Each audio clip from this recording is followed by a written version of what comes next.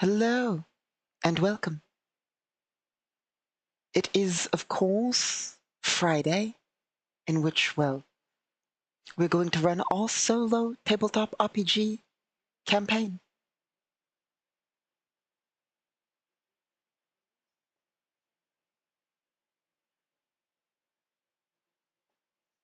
Here we are, just making sure everything is working, and we'll get right to it. It is, of course, Friday, which is unusual, but we've switched our days, so Solo Sunday is here on Friday. And, well, tomorrow, well, not tomorrow, tomorrow's not Sunday, but on Sunday, we will play, well, we'll do miscellaneous, but we'll probably play the video game Endless Sky, I believe. But today, we'll run our solo tabletop RPG. Last we left off, our party had investigated this abandoned zoo under gang territory and found out that somebody arrived to acquire a target we were supposed to secure before us. Unfortunately, our allies fled the scene, seeing all the corpses and the like, so we're stuck behind enemy territory, trying to get back to civilization. Well, we're in civilization, but back to more friendly territory. We have, of course, with us our protagonist, Juliana Aldis, and her two mercenary allies. There were three, but one of them was injured and is still at base. And one of them here we are, has taken 4 damage and has -2 action die because they spent them in our previous encounter. So we're starting not at full resource, and we will attempt to get out of this part of the city. So let us begin. Let's see. I suppose our party will begin with, well, I would assume, obviously, as our new goal is to escape. We're not going to spend the time searching anymore here, because I don't think we'll find anything else of use. So our party will basically spend a couple of turns heading towards the main entrance to obviously see that their vehicles from before are completely gone. So that is where we will pick up. I suppose, first things first, let us... No, we already asked that question. The question we asked before, in one of our previous sessions, was whether there were any vehicles around. And if I recall correctly, there weren't many signs of people being here. So I suppose I have to travel a bit further. First things for that, I suppose we will roll to see if the enemy, well, not really enemy, but, the gang that likely doesn't like our characters being here due to, what they were going to make a deal with us, but things went south, and yes. So our first check is going to be at a -4, because it's unlikely still. I mean, it's getting more and more likely over time, so we'll say -2. And that is, on this roll we're going to make, of... the phrasing of it is going to be, are there any of these gangsters around outside now that we're moving a little bit a ways away on foot? Are there any of the gangsters around? So far, in our previous encounters, they were not visible at all, driving up through their territory, and not at this location at all, other than the dead bodies. But it's been a while as our characters have searched around, so if there are any, they're likely starting to come back out. So the modifier is going to be -2, because we haven't seen them before, it's unlikely they're around yet, but that will decrease over time. Well, the penalty will decrease, so here we are. First roll is for chaos. 5, no chaos. The next roll is for yes or no. If yes, they're around. If no, they're not, and this is at a -2. 1 and 2 for a total of 3, which is no, and then -2 for a total of 1, which is very much no. As we begin departing and making our way a bit of ways away from the initial area, we still do not see any of the enemy gang. Well, I keep saying enemy. They were going to make a deal with us, but at this point it's assumed that they're going to be hostile. So let's go to our overview map, as we're technically leaving this map zone. Here we are. So this would be the zoo, if my math is right of distance and all. That should be the zoo. And here we are. I might have done it wrong, distance-wise. I might have. It's not too important. I mean, it'll bug me, but we're here not for that. It's good enough as a representation of the area. So, we've basically, as the edge of the map is, I believe, this road. Let's quickly double check. Yes, the edge of the map is the road. So, basically, we'll move from here to here. We're now off that previous map. As we make our way, well, our goal is to, I think we said before, but I don't think we said in session, our goal is to get to here. This is where basically we'll have gotten out of, technically the enemy gang territory is not the entire way, but we're relatively safe and on our way back to our allied base if we get to there. So that's the goal of the session, and we have several encounters prepared. Well, not really encounters prepared, we have several random options prepared that we could roll on and will theoretically spawn these enemy units in. Not just those, of course, we'll just copy and paste from there and see what occurs. They might not even be hostile, but we're leaning towards them being hostile for, the sake of the way things are going. Of course, it's all up to interpretation, and when running a solo campaign / game, of course, you usually want to follow the rules and all that, but when it comes to the story and the like, you can let the bot control it more directly, or you can, do it as you wish to a degree. And so we're doing, for this, we usually let it go fully. For this, we're doing a little bit more structured and letting the bot, we're doing a bit more structured and basically doing a bit of the plot ourselves while still leaving a lot of it random and up to the bot. So let's see. Of course, we have vision, and every square is 50 feet, so we can definitely see a degree of what's around us, like, outer ways, as long as it's not obstructed. So, there is a set of buildings and lots here.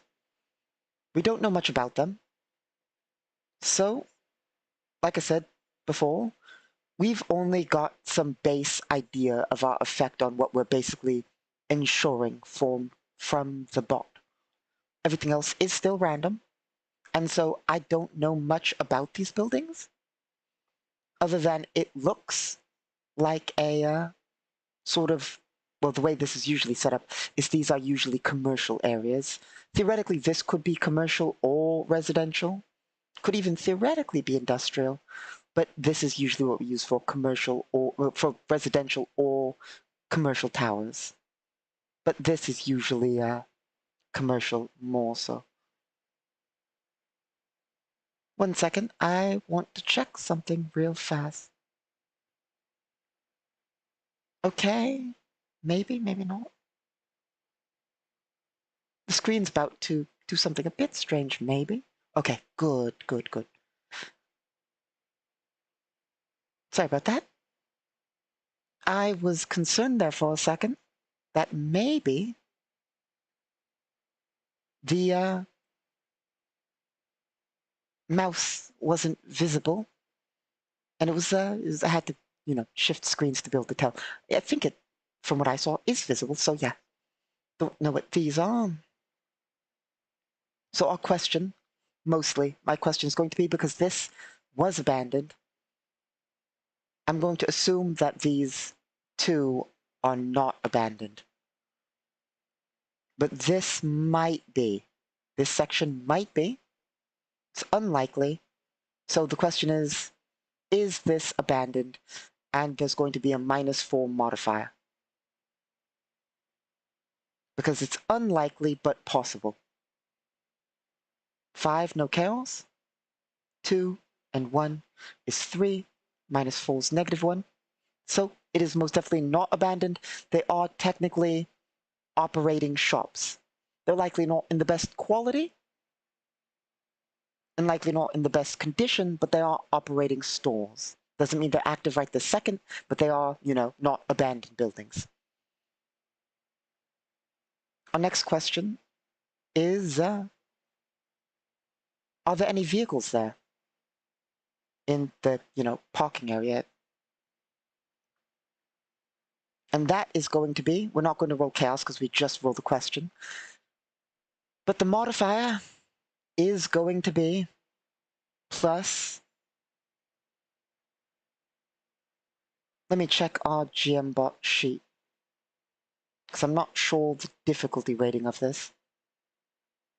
Here we are. It is very likely that vehicles would be there, so we're looking at a +4. Question being, are there vehicles there?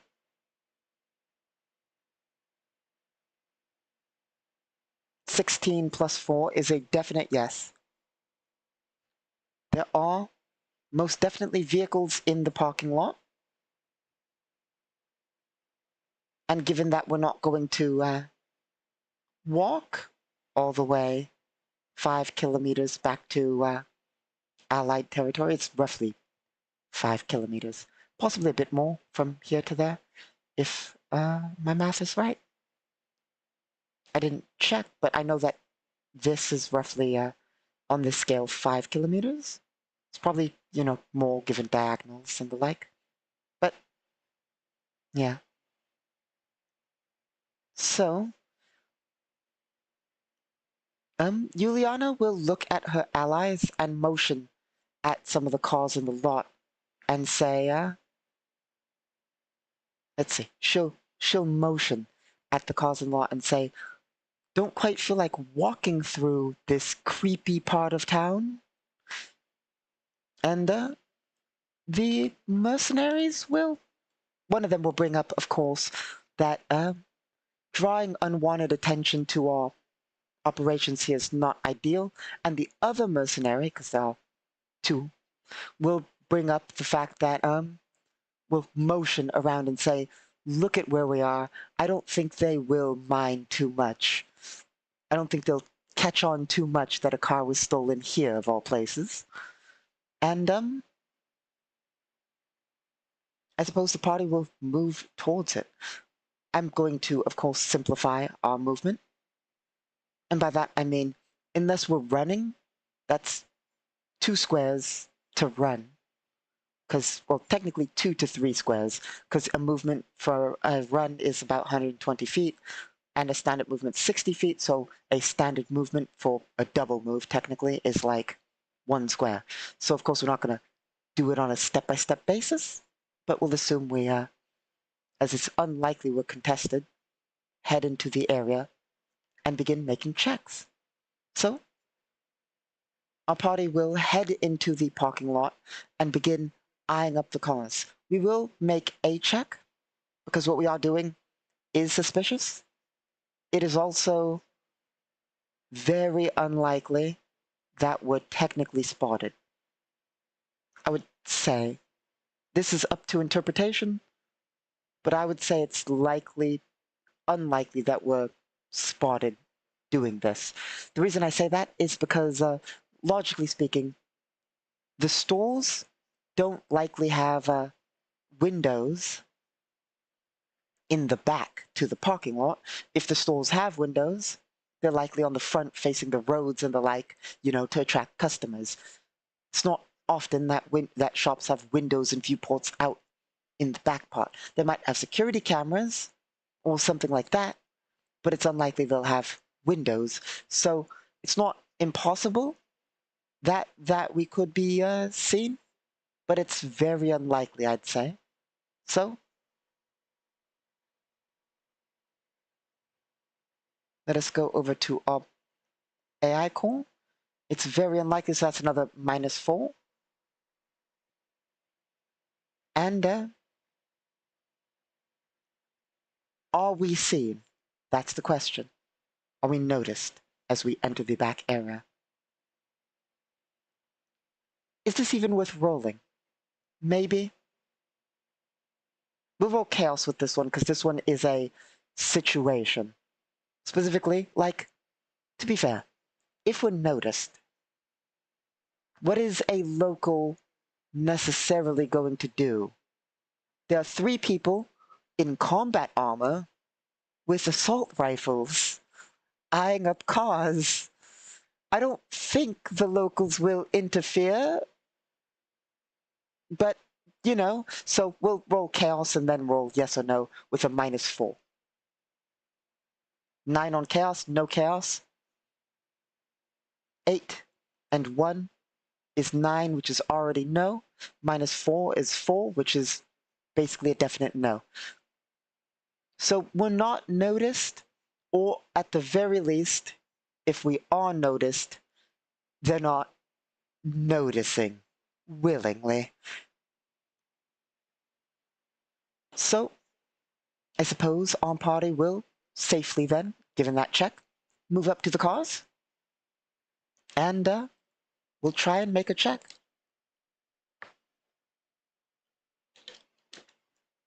We'll look for 4-seater, of course, or more, and which is likely to be here. And we'll look for the lowest quality car. One that'll work, but the least technologically advanced.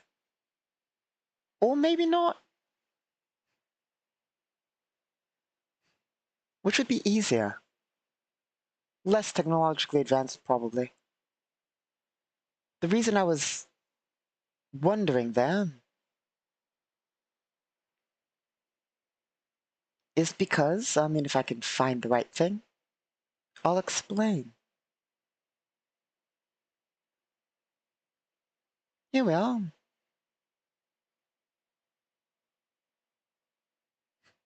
The reason being here.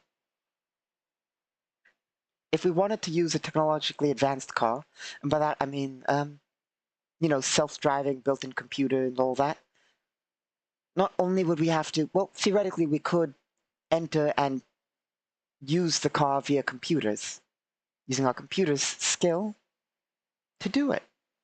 Otherwise, it would be our security skill, I believe. Let me double check. Let me check our book here. Yes, is it? Double checking.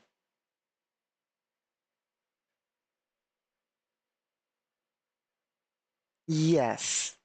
Okay, so if we were to attempt otherwise manually, it would be a security check. The bright side to that being if it's a low quality car, likely we can simply just pick the lock, start the car, and go. Or smash the window, start the car, and go. Of course, we'd have to check to succeed at starting the car, but the thing about that being, if it's super low quality, it's likely not tracked. Not by, the individual or anything. It's not like it's connected to a net, it's a bit safer. However, if it's a digital car, it might have digital defenses, and that's risky, theoretically. I suppose, let's just double check. For fairness sake, let's double check. What we're going to ask is there a, are there any, no, no, maybe? No, we'll not ask. It is super common that there would be a self-driving vehicle here. It's not like they're more common than standard ones, but they can be. It's common enough that there is almost more than likely a mix. Sort of how we wouldn't ask the question, are there different kinds of cars here? You know, like that would be ridiculous. Of course, there's many different models of car here. Maybe not, you know, different overarching models, but, you know, produced by different companies and like different variants. There might be a truck, there might be a, we could ask depending on the situation, but in a city, in a place like this, it's not unlikely, so we'll just skip over the whole, is there a car that is automated? There's almost more than likely, as there are a variety, it is likely. So, let's see. The question is, it's not for the bot, it's just for us. Which variety do we want to steal? I've mentioned the benefits of a non-automated, but in automated, theoretically we have a slightly higher chance of hacking it, but worse things happen if we fail at hacking it. But we haven't used hacking. We haven't used hacking much. And our entire point is exploring systems. So let's try and hack the car. For those of you wondering,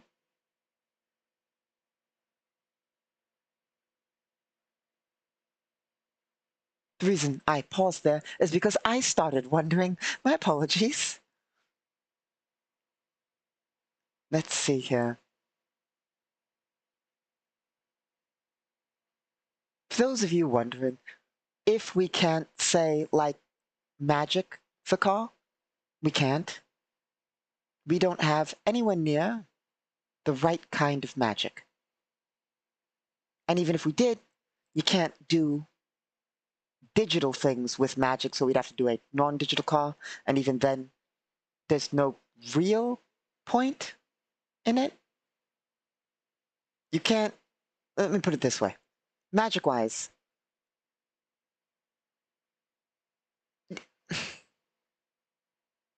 let's not. We're not going to go into the explanations right this second. I mean, we might as well. Magic works a bit complexly. Magic can't affect energy fields or electronics directly. You could say, like, magic can't pass through an energy shield. But you could cast, say, Fireball on an energy shield, thus damaging it. Same instance as you can't make a digital screen and the electronics of a computer do something, but you quite easily could probably make a computer levitate. You could, theoretically, if you wanted, I suppose, use your magic, if you had like telekinesis or something, to press the buttons on the computer. You would still need computer use skill to know what you're doing and to do it right. But I suppose, you know, if you're at a great distance, you could, you know, use telekinesis to remotely press the buttons or something. Like, that's technically within the rules, but, like, you know, affecting it digitally using magic would not work. You couldn't be like, I use magic to digitally send a message, because you can't affect electronics or anything with energy fields of a certain degree using magic. And there's no discipline of magic that covers that kind of thing. Well, that's not entirely true. Technically, there's technomages, but that's an entire different bag of worms in the lore.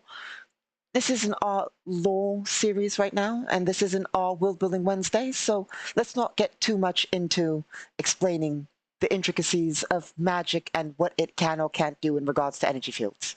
Needless to say, there's not much we could do magically that we couldn't do physically, and it would just be an added step to, say, hotwire the car using telekinesis. We'd still have to make the security check, but we could, I guess, use it at a distance.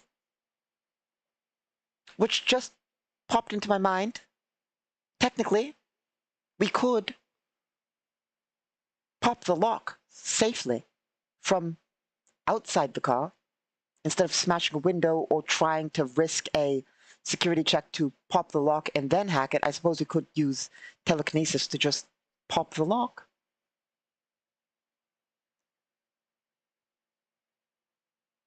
But let's consider hacking, because we haven't done a lot of computers. So, do we have the right systems? We don't need these to do it, but they make hacking easier and better. So we have mover control. It's not really what it's called. You can literally basically name your programs whatever you want. Generally, when I make a program, I give it a very base name to explain what it does in a way that I easily understand. For instance, mover control has 3 times control and 1 times stealth. It has a +4 program and takes up 800 terabytes. I believe it's hard to see at that zoom range. Let's see, yeah, 800 terabytes, meaning it takes 0.8 to run, and we actually have it loaded, do we? Yes, we have it loaded into our active programs. So we could use that, and that affects vehicles, bots, and objects. Not sure why I put objects in a thing called mover control, but you know, bots move and vehicles move, so just the name of it, honestly. You can design programs however you want for the most part. Let's see here.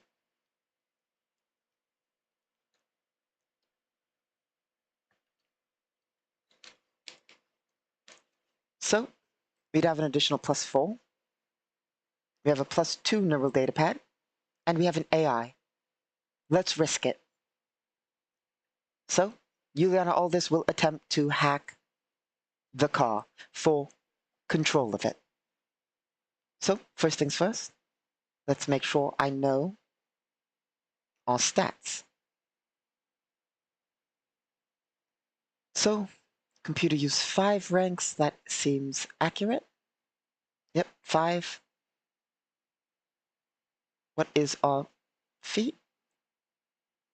It is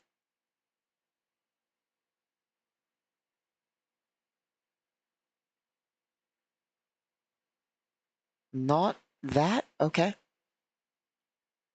The reason I'm confused there is, where are we getting a +2 bonus to computers? It says here, basically, we have a bonus of +2. I just don't know how. That might be from our neural data pad already calculated in. So we have 5 from that, 2 for our data pad, 1 from our stat. Yeah, because that could be, that's the only thing that would make sense as to what that modifier is. Okay, very good. And then we can get an additional +2 from our AI, assuming it makes its roll.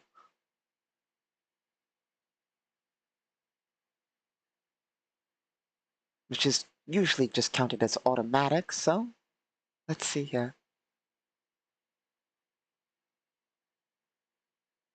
We're not going to connect to the net.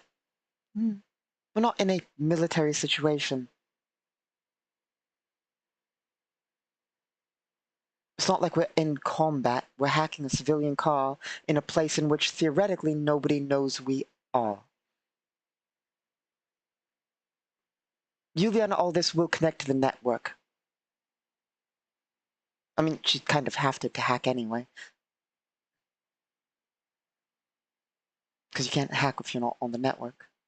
Technically, I mean, you could if you plug in manually. So I'm not even sure why I was considering that. Let's see. So that's an additional +2, I believe.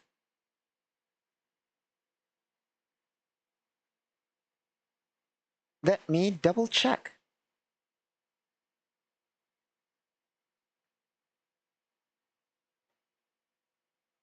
Networks. A network gives a modifier.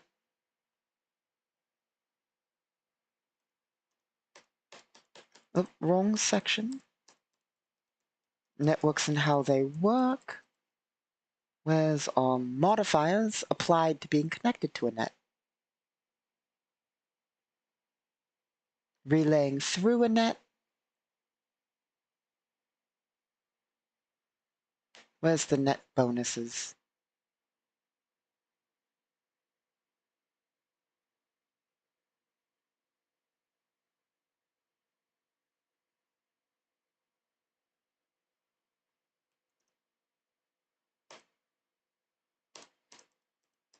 Sorry, looking through the book here.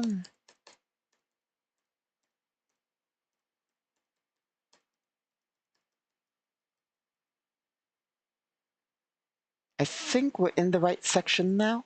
Yes, here we are. +2 when connected to the net, +4 if connected to the net with an AI assistant. So our total is going to be +4 on top of that. Because we have an AI assistant, I hope. Yes, we have a basic assistant AI. So that is going to be 12,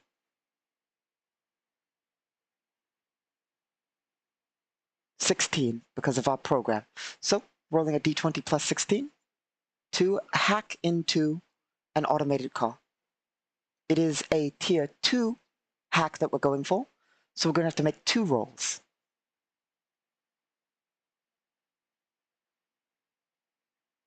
Assuming I can find our dice roller. Unfortunately, layers. There we are. Okay, so we're going to need 2 successes, basically, to get a tier 2 hack. The second roll is going to be harder than the first. This is at a plus 16. 3 plus 16, 19. Not ideal. Like we've failed. Somehow.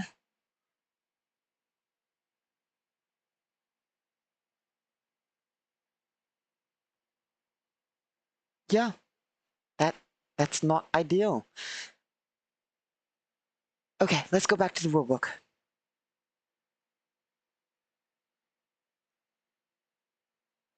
So you've just failed a hack.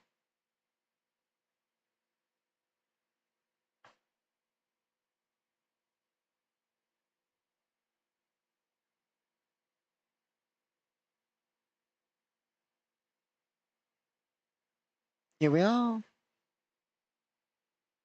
Non-net-based entities. Hacking. If they fail, the defender gets a passive computers check with a +5 to detect the hack.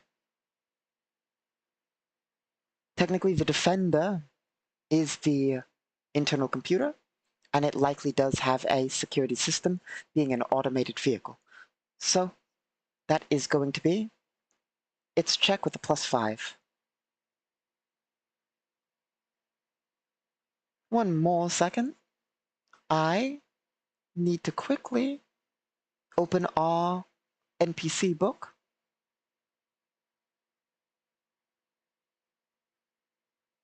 The reason for that, of course, is I need to quickly grab the statistics for a cause AI defense system. Well, it's not really AI, but standard computer defense system.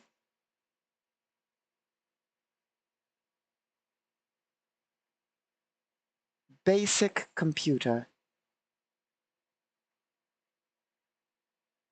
Basic computer defense system. Level 4 hack. It is going to be at a 12 +5. So they're going to be rolling a 17.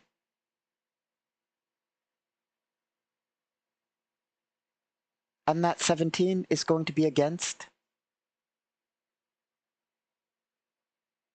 16 and 19. So let's see.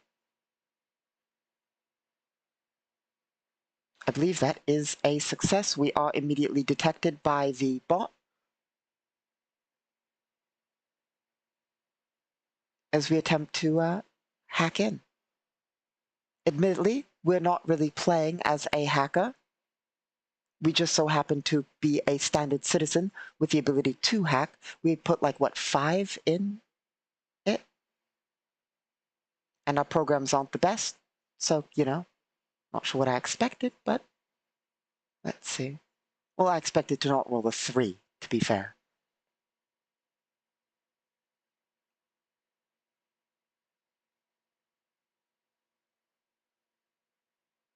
But there's one bright side.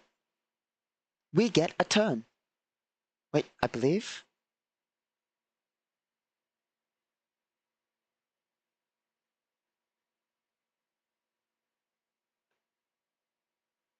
Here we are. If they fail, they get a passive check versus the hack total. Program mod does not apply. So normally, what would have happened there is instead of having to beat a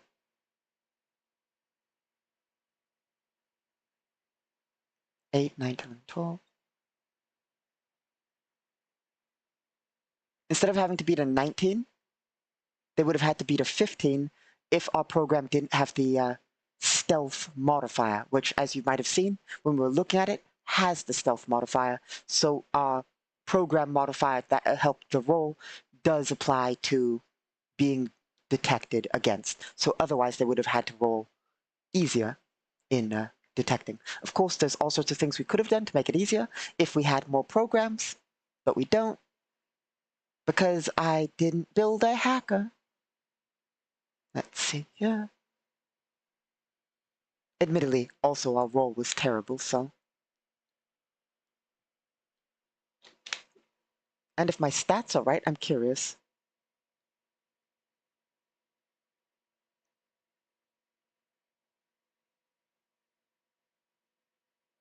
Okay, yeah.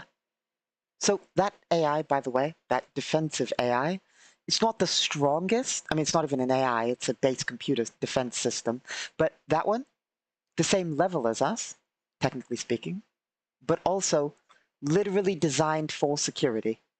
Well, I believe it's one level below us, but literally its entire thing is put towards defense. Doesn't mean it can't be beaten. It's not the most optimal computer program for like defending a standard computer. It's not the most optimal, but we've rolled a 3. So let's see.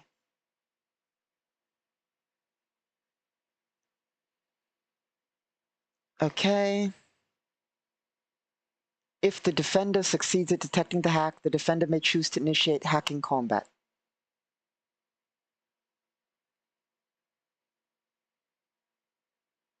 Okay, so good news. The way hacking works is we still get an action.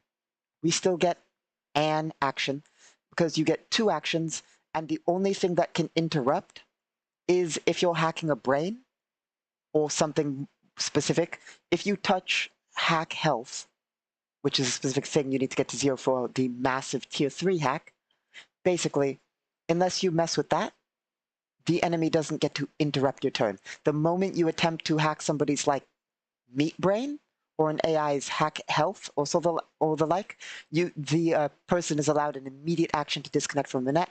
There is a downside to that, however, which is basically they're stunned and dazed, and they take penalties for a while for basically forcing themselves out their brain out of the net, and it disorients them for a while, which can be useful in combat. Like if you're like trying to tier 3 hack someone, they might fight you rather than be disoriented. If you're in a gunfight and then somebody tier 3 hacks you, if you know that they're bad, because there's no innate way to tell if they're good or bad at hacking per se.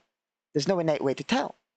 So if they're really good, do you risk them doing a tier 3 hack which might control your brain or something for a short while, or devastating effect?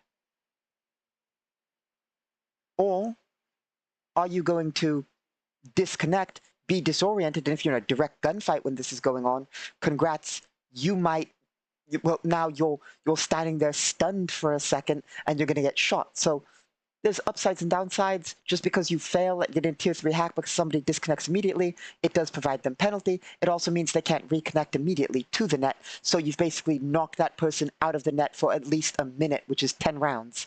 By the way, 10 rounds in real space is like, I believe, 20 to 40 rounds in digital space.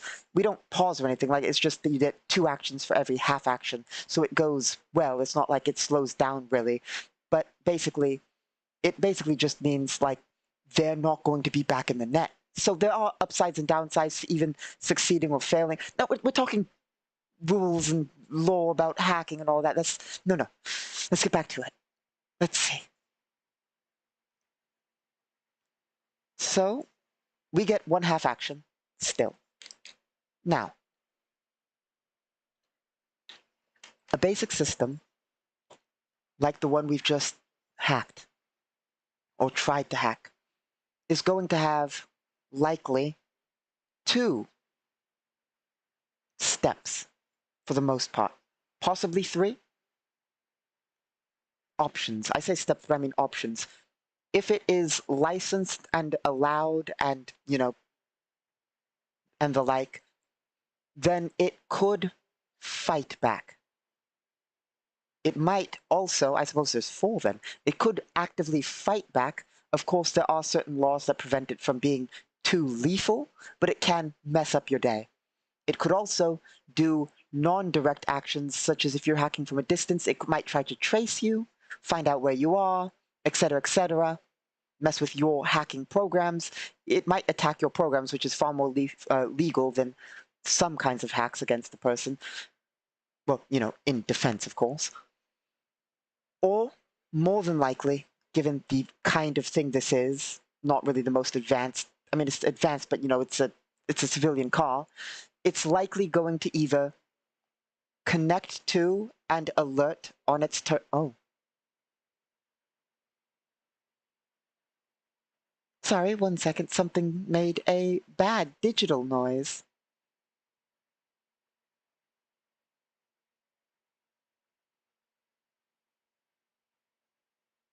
Here we are.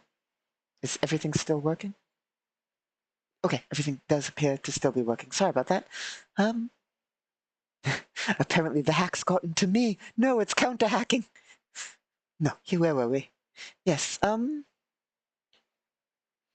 so it likely has 2 options, possibly both.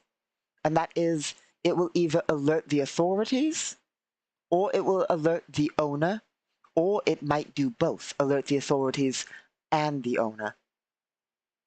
Depending on what systems it has, it might also try to activate and save recording and the like. If it has visual sensors, which it likely has, being an automated car, it will also likely try to record the encounter, which is not ideal for us. So we have 1 hack left on our turn before it goes to its turn. So we really need to succeed before its turn unless we want things to get bad. And by that, I mean, like, it will basically just automatically succeed on its turn unless we stop it. And by that, I mean, it doesn't need to make a check to connect to the net and say, help, and send a message. It doesn't need a check to do that. That's like using a phone in the game. It takes an action, it takes time, but it is automatic. It's not like you're going to fail it, unless it's jammed. So, do we want to get the car active under our control? If we get the car active under our control, it can't send the message. But we would need a tier 2 at least to do that. With 1 action, we could only possibly get a tier 1 hack. Next turn, we could go further to a tier 2, but basically, we've basically messed up that plan. We can't seize control this turn, meaning on its turn it will send a message. So, what we have to do, well, we don't have to, we can do whatever we want, but from my perspective, the most logical answer here has to be to attempt to jam the vehicle. We don't have that ability?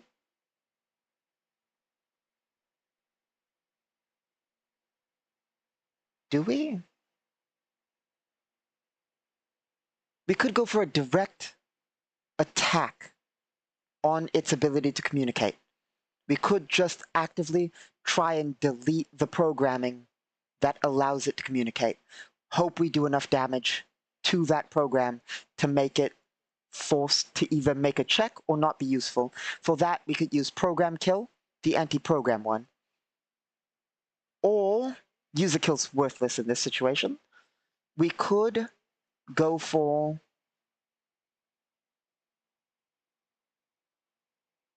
SecNet control.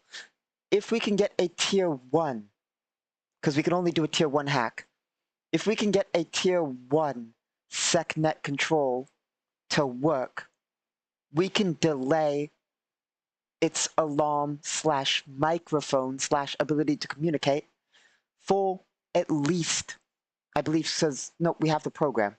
So we would be able to do it as a tier 1 hack for like 1d4 actions or something.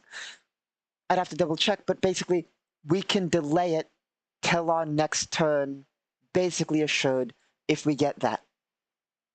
Problem is, as you might see there, that's a +4. So we'll be rolling with a +4. However, if we were to attempt program kill, that's a +8 on our roll. So do we want a slightly harder roll, which if it succeeds, slightly harder being the 4, if it succeeds, it will not be able to send out the message. It just will flat not be able to send out the message until we get our next turn, and we can try a full round to basically secure control of it again. Or, if we go for the easier thing, which is to attack the program, we will have to roll high on damage. We will likely, given the standard program difficulties and the like, we will likely have to roll higher than a 4 on a d6.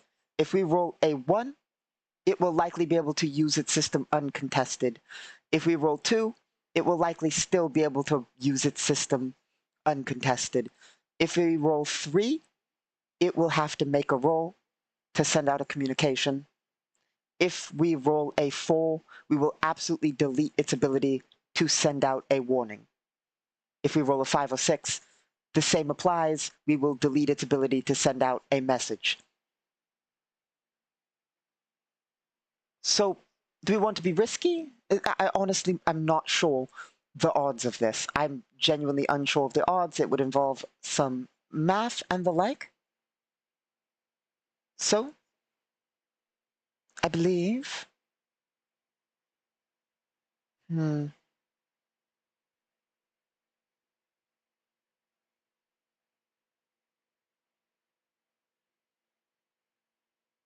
I believe we'll just go for an anti-program check because of the larger bonus and hope we can roll at least a 3 on 1d6, which should be like the average.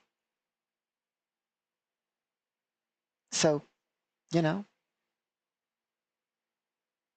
let's give it a shot.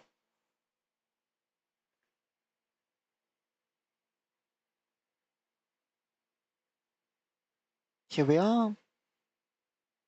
So that's going to be a d20 plus 8 plus 8 plus 4. 2, that's terrible, plus 8 for the program, plus, let's make sure I'm getting that number right. 8 for the program I know is right. As for us,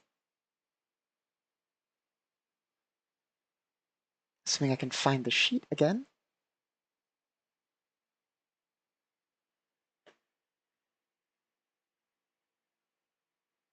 Yes, so 8 for the program, 8 for computers, and 4 for AI and net.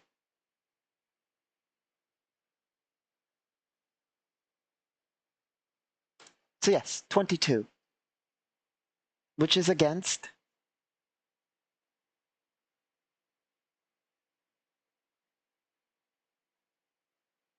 Go back to our NPC sheet, which is against 25. We have failed the hack again because we can't roll high, unfortunately. Meaning that, well, ends our 2 actions in the net for 1 real space action. Of course, if I wasn't explaining all this, we could do it faster. Usually when doing this with actual players, you know, you don't need to explain the thought process behind it. I want to attempt to hack the thing. Okay, make me a check to get to the first. Well, I failed. Okay, it's going to make its check, and so forth. It's usually a lot faster, but, you know, we explain our processes here because, you know, let's see.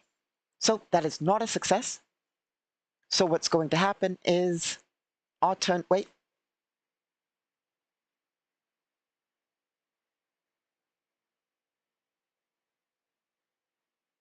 Yep, no, it just doesn't work.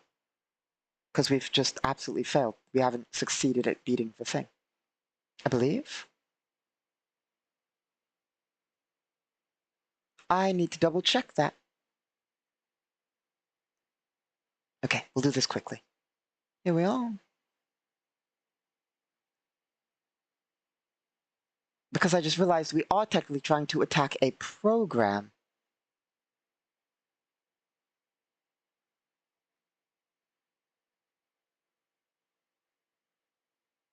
Here we are.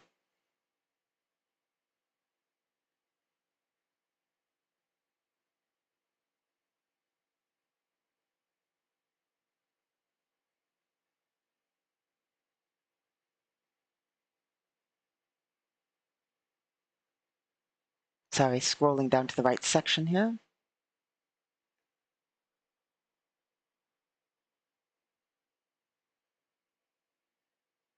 Anti-program attacks. An attack against the program is based against the hack AC, but the software mod is the program's strength.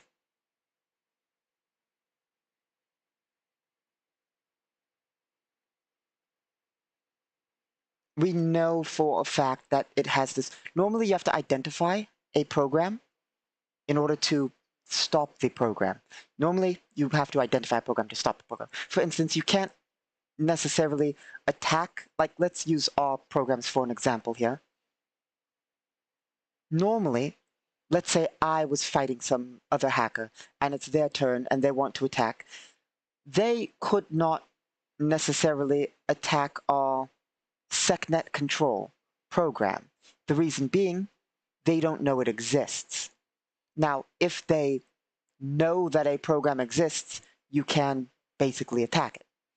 So usually, a person has to use a program for you to be able to see the program, but that's not always true. Times when it's not true are like alert programs. It is basically almost certain that a system has an alert program. So you basically don't need to check if that, like, it's basically an automatic, like, it's, how to put it, it's just kind of like, you know, a system has a firewall. You know it has a firewall for the most part. You don't need to go about some process to be like, does it have one? It's exceptional that it doesn't have one, you know? And an ability to communicate when being a digital thing is basically a given. Specifically, the ability to send out messages and receive messages as a networked device is a given. So it's not like we're attacking something that it doesn't know exists. But yeah, we still are not able to hit. Let me check. Actually, because like there's one thing that I did read there that implies that maybe we can. Oh, wrong file. And that thing, specifically that I mentioned that implies we can, specifically, it's against the hack AC, but the software mod is the program's strength, being the defensive software. It doesn't count your full defensive software. And their defense software is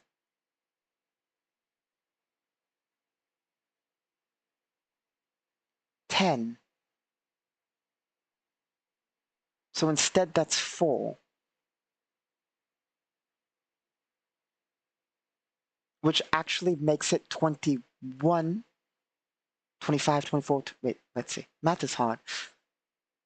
So that'd be 15. So a total of 19. And we have 22. So we are able to attack the program successfully. We wouldn't be able to hit it normally, but we're able to hit its program slightly. I believe, if I've done my math right. Unless it has a armor program, which we will ask the bot.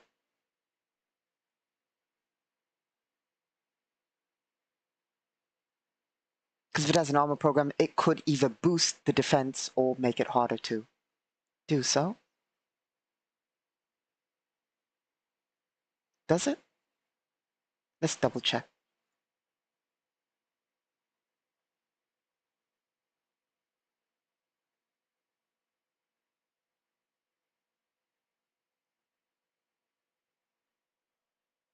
No. Okay, good. It does not technically get to be allowed to. What it would need to have is a upgrade of its system, the specific program, for defense. So we are good. We are able to hit barely because we're attacking a program. Let's see. No, no, no. I did that slightly incorrectly. It's not technically a program we're attacking. It is a internal computer system, being the fact that it's one of those ones that's automatic. Okay, so we do fail. That is unfortunate. Sorry, just classifying the thing, looking at, basically, it's not visible here, but I have the hacking book up in front of me, basically. And specifically, the ability to communicate is a base computer thing, not necessarily controlled by a program. It can be attacked in the same way, but it basically counts as a base defense. So, unfortunately for us, it succeeds at its defense. That ends our turn, and it will, on its turn, automatically activate its basically call for security. Yulana Aldous will mutter to herself, and I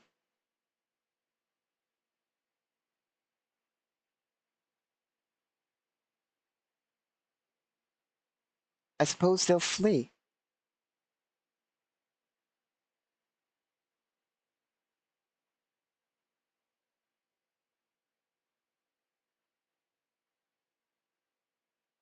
Yes, I suppose they will flee. I mean, it's best not to mess with the car now. I mean, we could try and hack it, delete its file. I mean, it's already sent messages, so things get harder. Although it's unlikely, given the fact that we're in gang territory, that anybody will respond.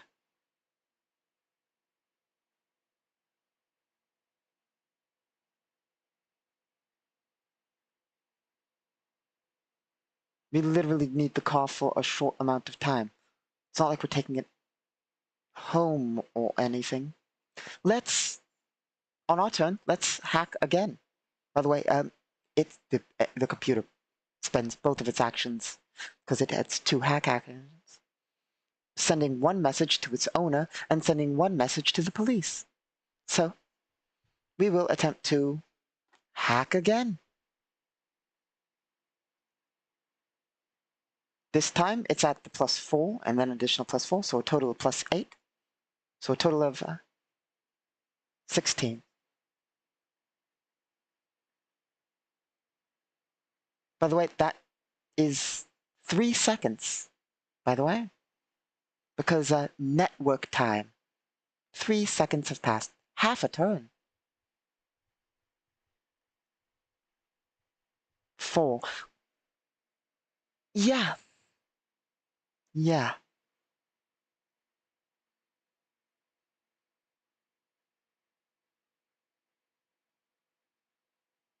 We do not succeed at that. At that point, Juliana Aldis will sigh and just not take her second hack action.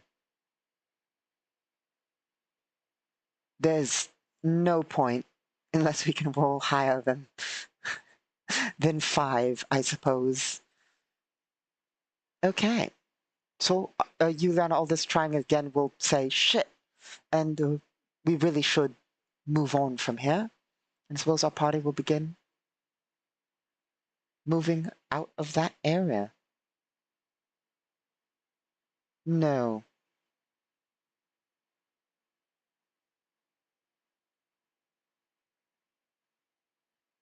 No. We'll move over to one of the manual cars, standard car. Well, why would we stop? It's a civilian car. It's not likely that it will attack us. We can, theoretically, just keep trying to hack it. I mean, think about it. We could just keep trying to hack it until it starts working, but, I mean, it is sending out messages now. Let's break into a manual car. We'll just smash a window because we're not going to mess with trying to lockpick, and then we'll roll security to hotwire the car. That way, at the very least, the only thing it'll do is beep loudly.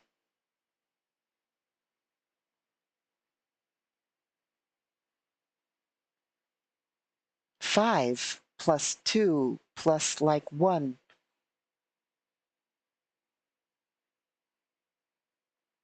Okay, let's check a thing.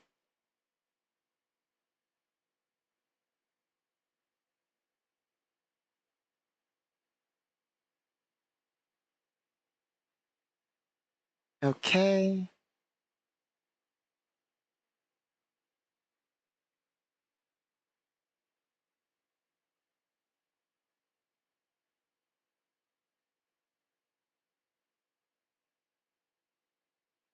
Double checking the stats. That's definitely not a success. We'll give it one more check, because then it will have been a full minute if we make one more check on it. And just hope. Because we could stay here, like we could take 10 or take 20 even and just do the thing until we get it done. But staying in one location, probably not the best idea, but we really, really need a vehicle. So yeah, we'll do one more attempt at basically doing so the quick way. 13. A bit better. Let me double check because that might work, maybe.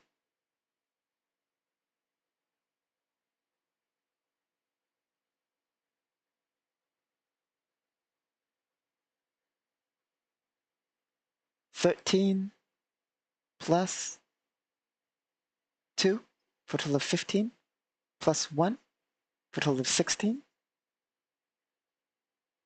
And that is against, let's see, equipment, cars, security systems.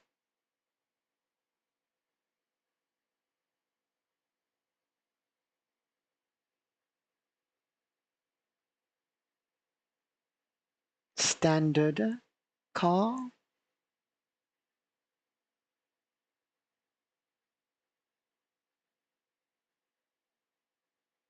Here we are, standard cars.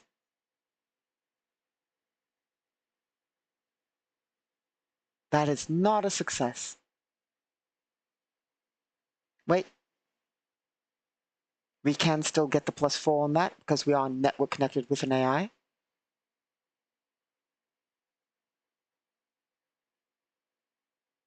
So that is going to be 13 plus 2 plus 1 plus 4, which is a 20, which is enough. So we are able to barely hotwire the car after basically spending almost an entire minute working on it. We're able to basically hotwire the second car, meaning we now have a ground vehicle.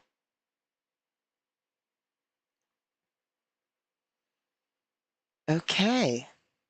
A little bit of progress. We've only alerted half the neighborhood to our location. Isn't that wonderful? Let's see.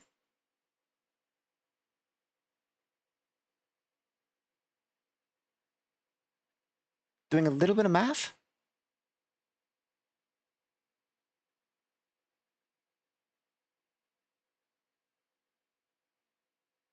Okay, so if we're driving normally, like to not get spotted, we could at best move 440, which rounding up is 9 squares.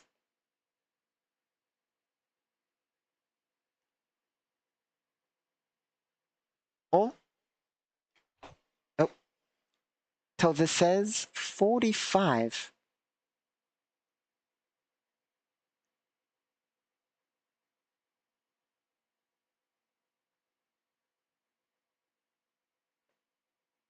So we can get to about there with our party, as we're finally on the move towards our objective. Now, our next question is going to be, does the enemy gang take notice? We're going to apply a +4 modifier at this point, because it is, I believe the previous was +2, now we're at +4, because of everything that's been going on. I mean, it's only been a minute, but we've set off alarms, we've bumbled about. I mean, you know, let's see. So this is, are they finally alerted to, is the enemy gang alerted? We will roll chaos, no chaos, and now we roll yes, no. Are they alerted? 7, 11. Yes, 7 plus 4 is 11. So they are now alerted to our presence.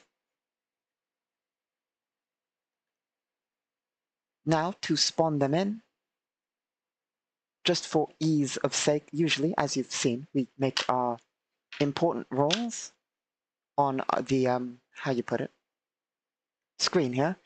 Right now, I'm just going to quickly, so I can do this easily, roll 2 dice. One of them is going to be a d4 for how many units initially respond. The second is going to be a couple of rolls of a d8 to see where these units spawn in. So our d4 is 4, maximum. It's not good for us. Now let us place them using our scatter die. First roll of the scatter die, 2. We'll grab a standard car. 2, by the way, is directly north. So likely from over here. They've pulled out into the road.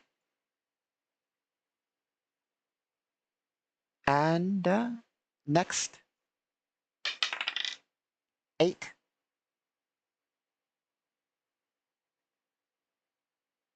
Directly to our left. That is not ideal. Let's roll a d5, which is d10 divided by 2. That's going to be 9 divided by 2. So we will take another standard car.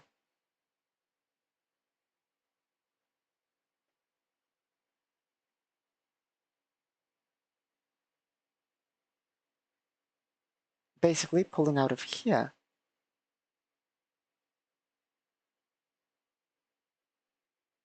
Next, a 3, a truck, out of direction, 5. Down here. And lastly, unit type, another standard car, direction, 7.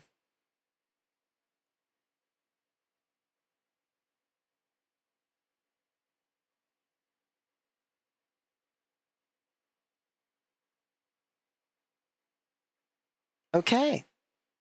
These are the responders to basically, I mean, they're they're not necessarily responding to us. If they see us, well then we're in trouble. But they are likely responding mostly to the sort of, vast murder of their associates at their base, which they likely blame us for, but we're not responsible for that one. Let's see. So they spawn in. It is our move.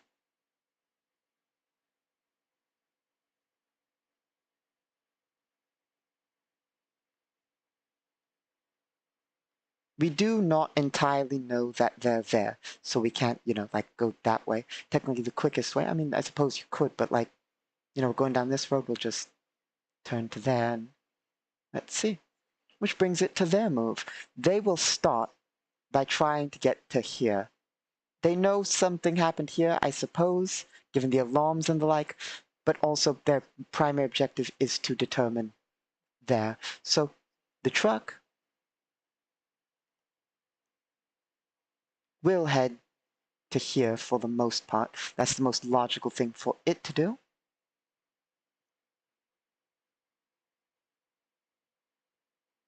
We'll save that one.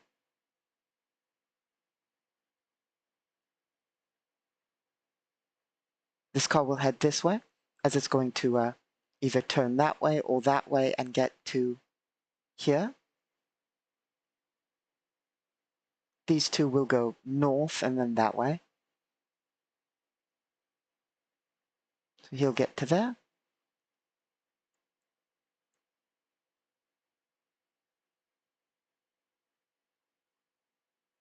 So he will be passing us.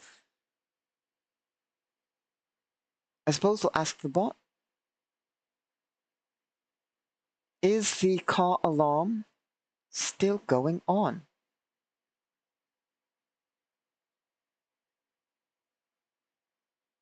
It is very likely, because we haven't taken any actions. So we'll have a +6 modifier for yes. Is the car alarm still on? Yes, chaos. No chaos on this roll. 10, 15 +6. Yes, the car alarm is still on. It has not stopped on its own. It's going to be beeping, which is going to be sketchy. As this guy will be passing us, they will make a sense motive check and a spot check.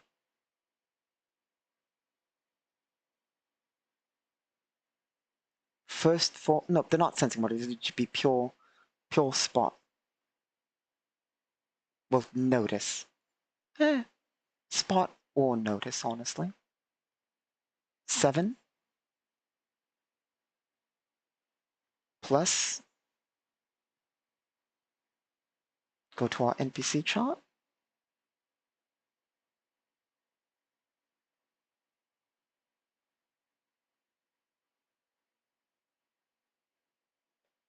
Here we are.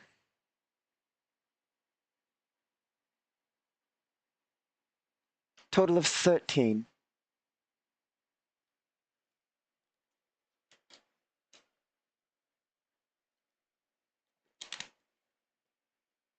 Hmm.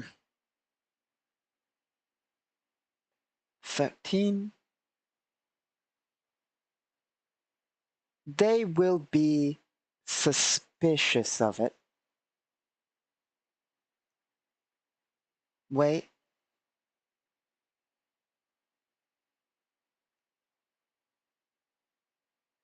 There is one question I have to ask about because they are suspicious, which is, are the windows of the car we're in, we smashed one of the windows.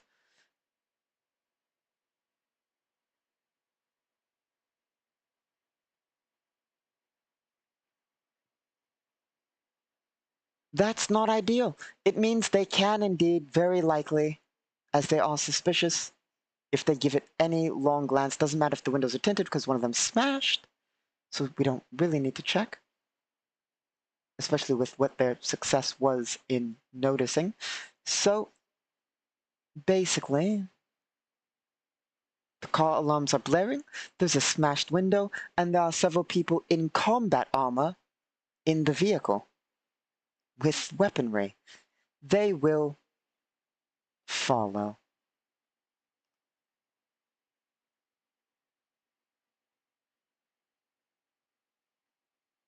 So they'll basically radio to their buddies back here that there's a suspicious car moving along the road, and they'll try and turn around when they get the actions to do so.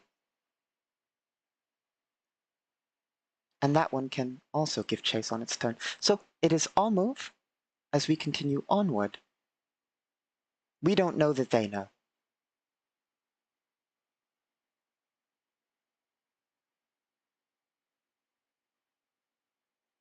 Okay, so we make it to there. We do need to check the bot to see how the enemy are going to react.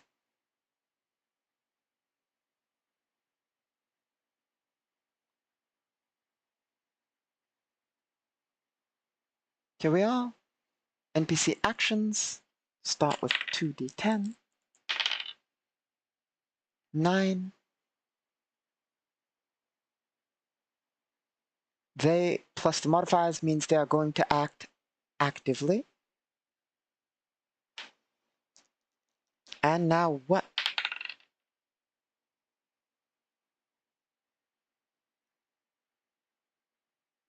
They are going to do as they were going to do if it was already performing the action. So it's not going to switch to hostile. Strangely enough. Okay.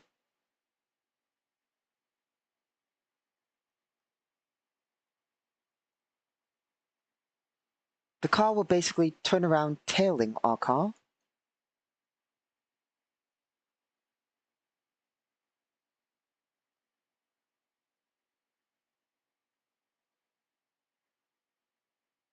They'll go that way. They'll go there. They'll stay there. They're basically going to check out what's going on there. They're basically not leaving there. They want to know what's happened to their base. So he's going around. He's going that way. He's tailing us. And that's all 4 of them for now. They've not gone openly hostile yet. I suppose we get a check to see whether we realize we're being tailed. Let's see. So this is going to be a notice check of 19.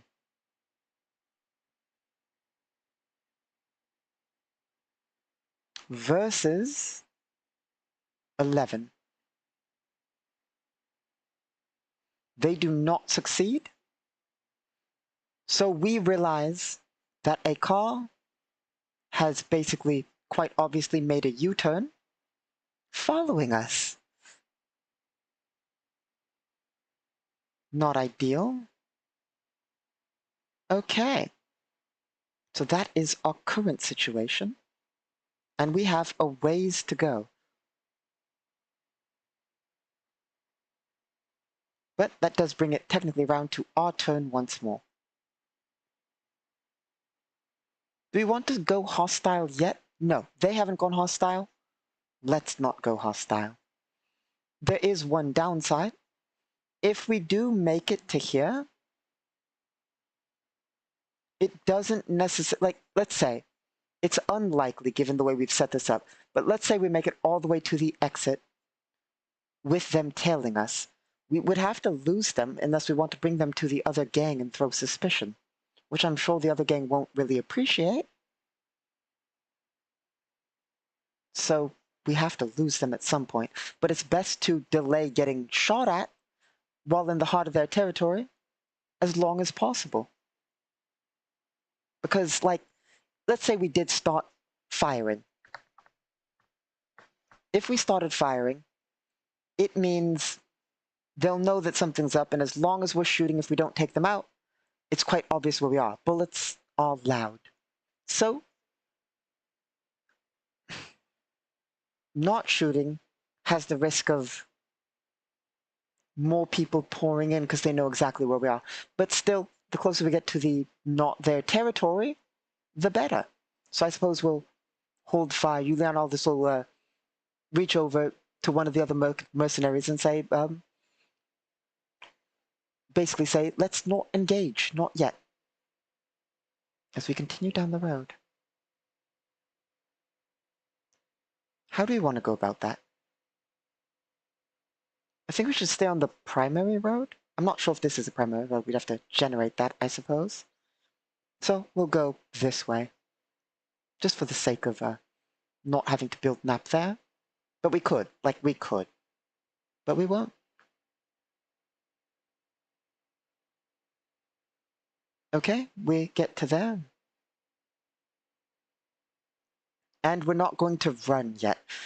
We could boost our car, basically, going all the way to, the maximum speed. We're basically going, like, roughly 50 miles per hour or so. So we won't go faster than that currently. But it does mean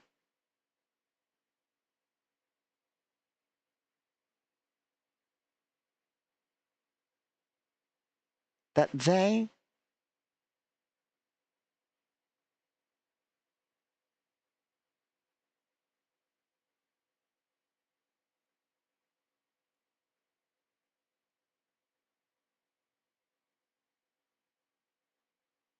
basically are on their way. So now we have 3 cars tailing us, technically. We don't necessarily know that these ones are. They're not all literally the same color or make or the like. It's just to represent cars. So we know where the one's tailing us, but we are starting to get quite a line.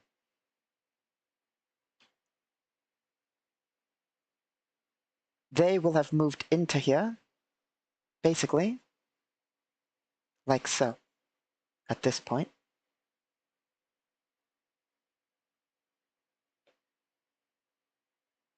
Now we will continue our movement,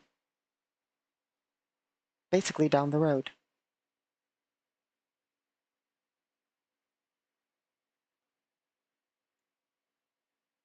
There.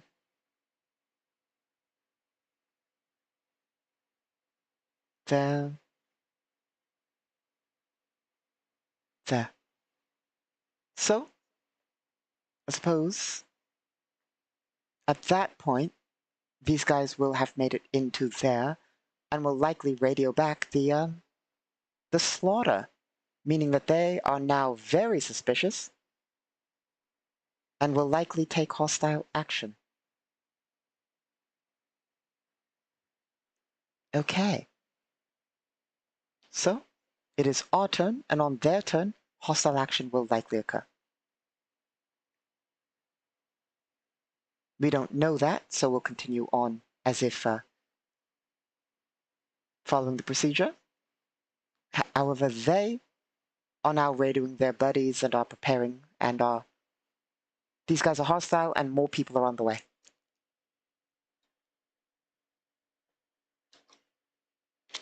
One moment. I am going to go prepare coffee. I will be right back.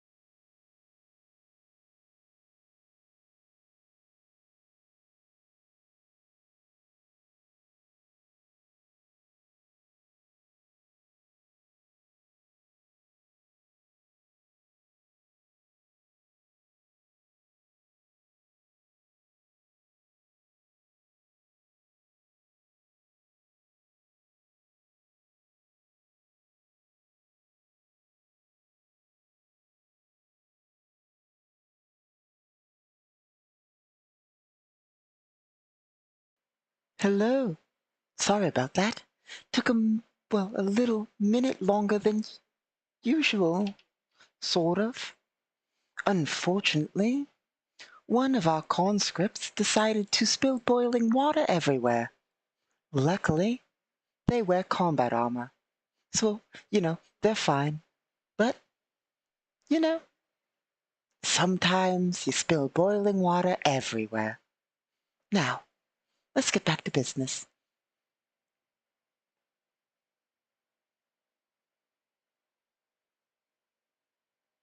Let's see here. So, our team moved to here. And it is the turn of the other vehicles. They now know that something's happened here and have basically turned hostile at this point. So, they will begin taking hostile action. They're not really... Well, let's see.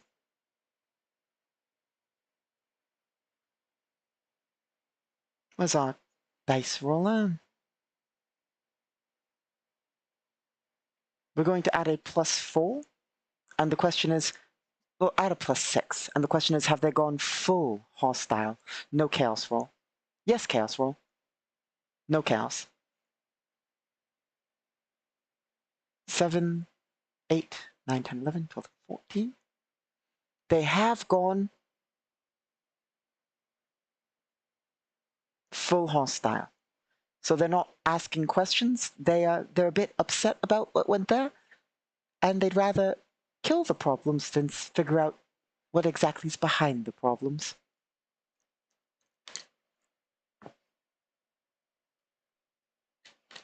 So they will move to attack.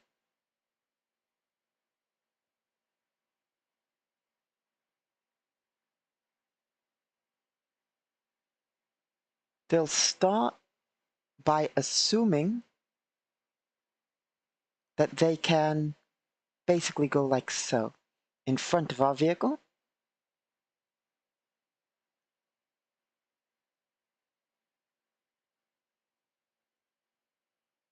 They'll move in front of our vehicle and shoot while doing so. Their goal overall is going to be to box us in against the building or something with their 3 vehicles, which is rather difficult. We could theoretically sneak in between, but that'd be checks, and we'll see where all that goes. So, first things first, they will make an attack as one of them fires out the window. Likely a SMG. So, let's see. Critical failure.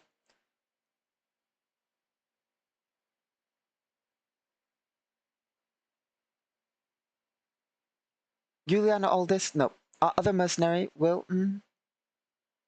we won't waste an action die on that one. We'll let that one fly. Wait a second.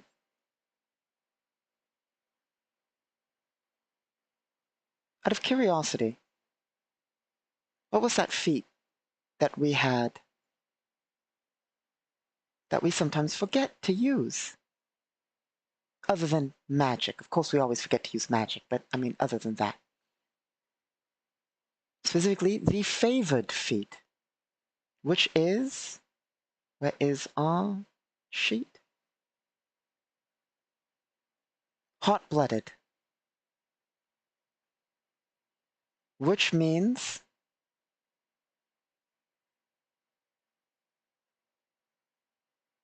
Where is it?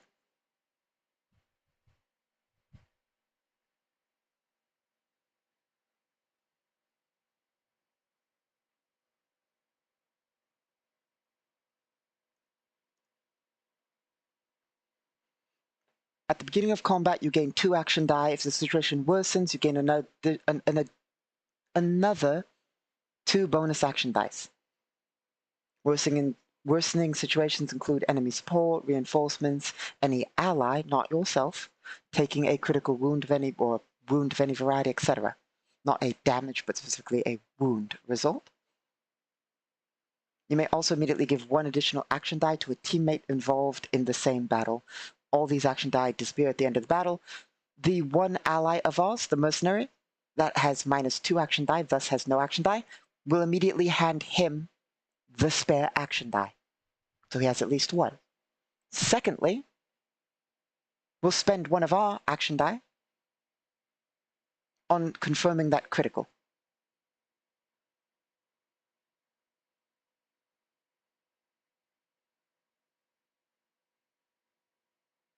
Meaning I need to go back and find that book.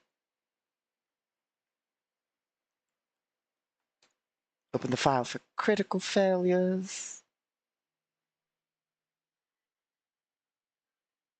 Find the section for ballistic automatic weapon.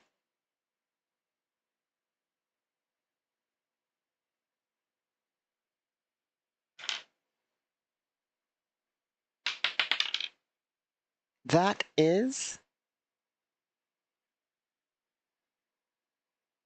single shot weapons and semi-automatic are jammed for 1 round. Automatic weapons are jammed for 1d4 rounds.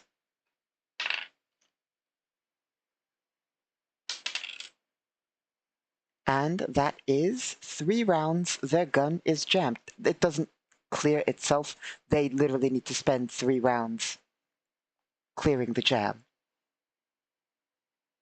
So let us make a little note on their car by basically going to here and just dropping a little number 3 before that person can fire again. And the other 2.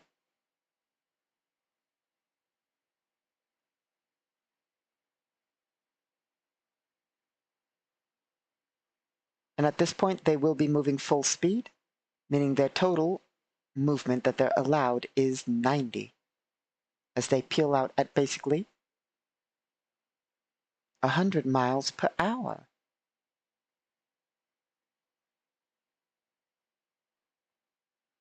As they move to basically cut off our car. They'll be there, not in oncoming lane. Let's see. Oh, my apologies. 1 second. Coffee should be ready now. So I'll be right back. My apologies.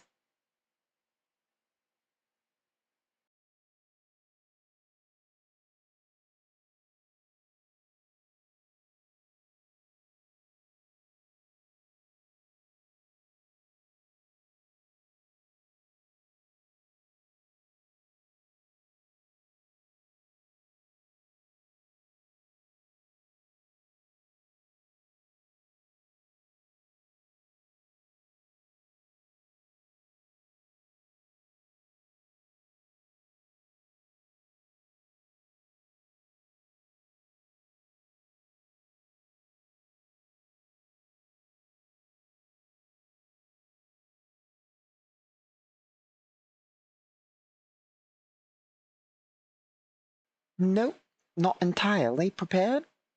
Okay, so let's see. That brings it to our turn. Wait, nope, they still technically get actions.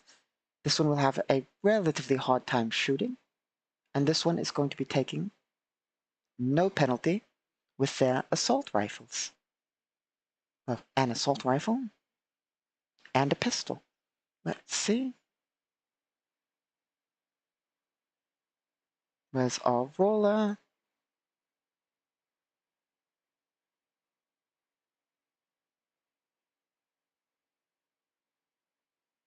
Let us make a quick note also.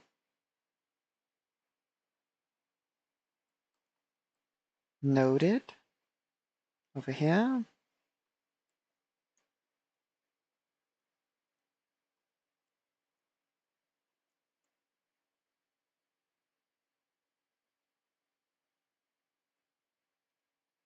Okay.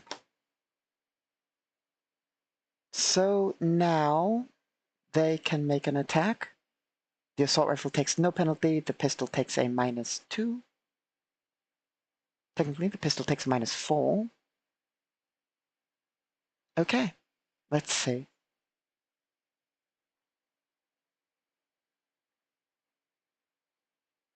Oh yes, the roller. Where is it?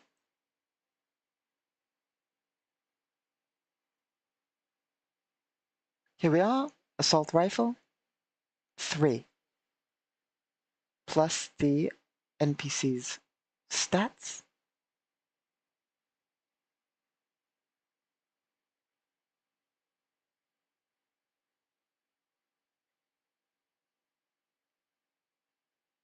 Here we are.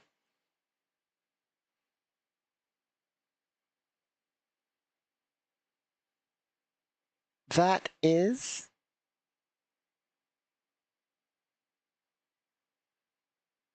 technically a hit. Not on any person or anything, but on the vehicle as a whole, I believe. Let's see. Because they are bursting, of course. They are doing burst fire. No, that's not a hit. Okay.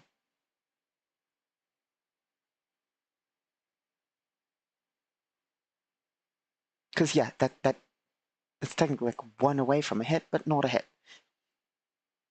So the pistol will fire at a -4. It's very easy to hit a car, by the way. They're rather large.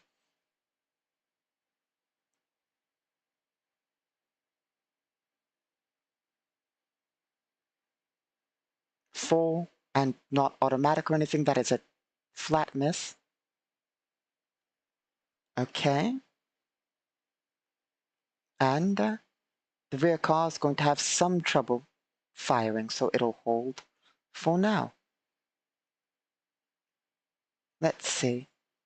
So the car chase has begun.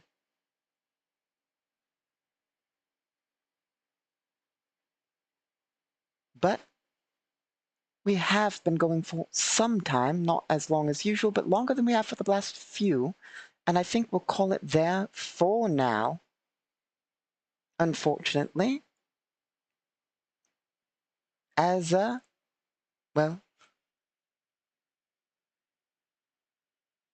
the coffee is prepared, and well, there's a few other things to take care of.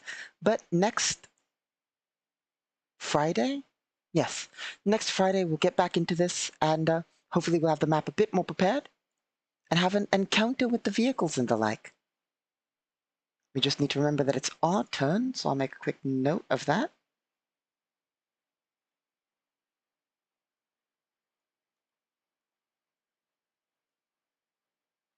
Okay. Oh yes, let's award experience, as we have not awarded some in a while.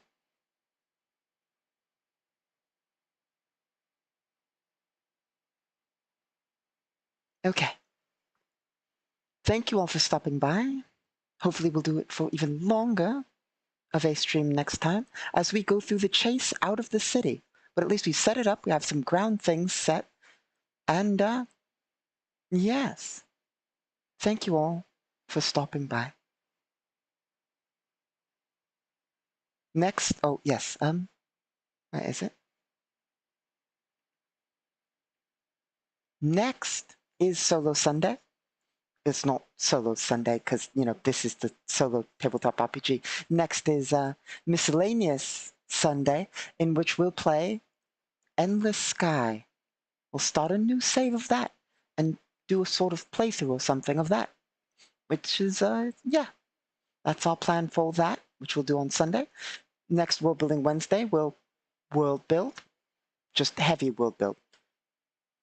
Like, just pure world build is the plan. And then, next Miscellaneous Friday, but, next Friday, Solo Friday, we'll do this again, but we'll make more progress and we'll try and get more done and progress the plot some. But at least we're somewhat moving forward on the right track now. My apologies for the somewhat short stream, less short than some of the others, but, we'll get back into the swing of things. Thank you all for stopping by, and have a good day. As always, yes.